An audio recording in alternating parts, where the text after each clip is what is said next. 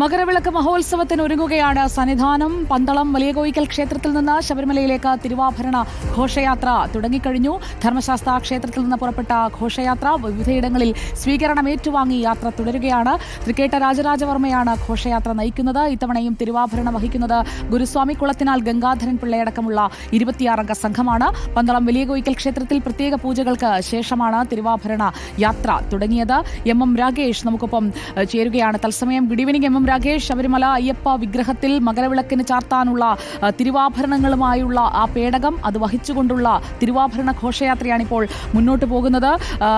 ഈ ശ്രാമ്പിക്കൽ കൊട്ടാരത്തിൽ നിന്ന് പുലർച്ചെ പന്തളം കൊട്ടാരത്തിലേക്ക് നിർവാഹക സംഘത്തിന്റെ കയ്യിൽ നിന്ന് ദേവസ്വം ബോർഡ് ഈ തിരുവാഭരണങ്ങൾ ഏറ്റുവാങ്ങുന്നത് മുതൽ ഇപ്പോൾ ഈ വിവിധയിടങ്ങളിലെ സ്വീകരണം അടക്കം എങ്ങനെയൊക്കെയാണ് ക്രമീകരണങ്ങൾ?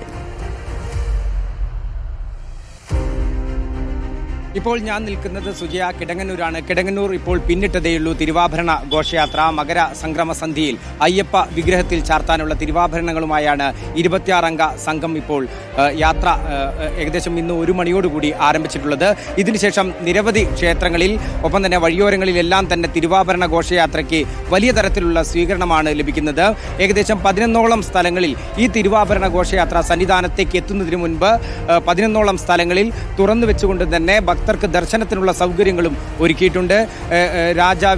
രാജകുടുംബത്തിൻ്റെ പ്രതിനിധി ഒപ്പം തന്നെ മറ്റ് ക്ഷേത്രം ഭാരവാഹികൾ, വലിയ കോയിക്കൽ ക്ഷേത്രത്തിലുള്ള ഭാരവാഹികൾ, ദേവസ്വം ബോർഡ് അംഗങ്ങൾ, പോലീസ്, ഫയർഫോഴ്സ് തുടങ്ങി മുഴുവൻ സംഘടനകളും അല്ലെങ്കിൽ മുഴുവൻ സന്നദ്ധ സംഘടനകളും എല്ലാം തന്നെ ചേർന്നുകൊണ്ടുള്ള ഒരു വലിയ ഘോഷയാത്ര തന്നെയാണ്.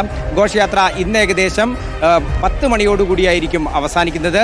നാളെ പുലർച്ചെ വീണ്ടും ഘോഷയാത്ര തുടങ്ങും. ഇതിനുശേഷമായിരിക്കും മകരജ്യോതിയോടനുബന്ധിച്ച് ഏകദേശം രാജേഷാണ് വിവരങ്ങൾ നൽകിക്കൊണ്ടിരിക്കുന്നത്. വലിയ കവറേജാണ്, സമഗ്രമായ കവറേജാണ് തിരുവാഭരണ ഘോഷയാത്ര, മകരവിളക്ക് ദർശനമടക്കം റിപ്പോർട്ട് വാർത്താ സംഘം ഒരുക്കിയിരിക്കുന്നത്. ഇപ്പോൾ നമ്മൾ ആകാശ ദൃശ്യങ്ങളിൽ കാണുന്നത് പോലെ എല്ലാ ഇടങ്ങളിൽ നിന്നുമുള്ള കവറേജ് പ്രേക്ഷകർക്ക് റിപ്പോർട്ടറിലൂടെ കാണാം.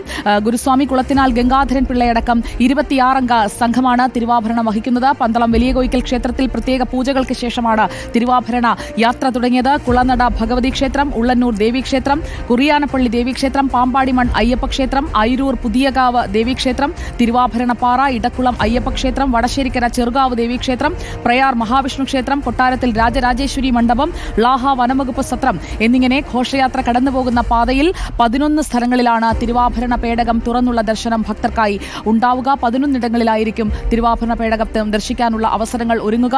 മകരവിളക്കിനായുള്ള ഒരുക്കങ്ങളെല്ലാം സന്നിധാനത്ത് പൂർണ്ണമാണ്. കാനനപാത വഴി പ്രവേശനമില്ല എന്നത് ഓർക്കുക. കൃത്യമായ ക്രമീകരണങ്ങൾ നിലയ്ക്കൽ മുതൽ സന്നിധാനം വരെ വരുത്തിയിട്ടുണ്ട്. പ്രത്യേക ഡ്യൂട്ടിക്ക് പോലീസുകാരെ തയ്യാറാക്കിയിട്ടുണ്ട്. മകരവിളക്ക് കഴിഞ്ഞതിന് ശേഷമുള്ള ദർശന സൗകര്യവും വിപുലമായ രീതിയിൽ അവിടെ ഏർപ്പെടുത്തിയിട്ടുണ്ട്. എല്ലാ ഒരുക്കങ്ങളും പൂർണ്ണമാണ്. തിരുവാഭരണ ഘോഷയാത്ര ഇതാ പുറപ്പെട്ടിരിക്കുന്നു.